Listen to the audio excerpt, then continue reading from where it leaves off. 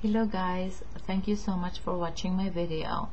The reason I'm making this video is because I really miss speaking Mansaka, and I am going to try if I'm able to speak Mansaka again. Sa tanan ng mga Mansaka sa lungsod ng Davao, madayaw na adlaw kamayong tanan. Sa lungsod ng Pantukan, madayaw na adlaw kamayo disaan.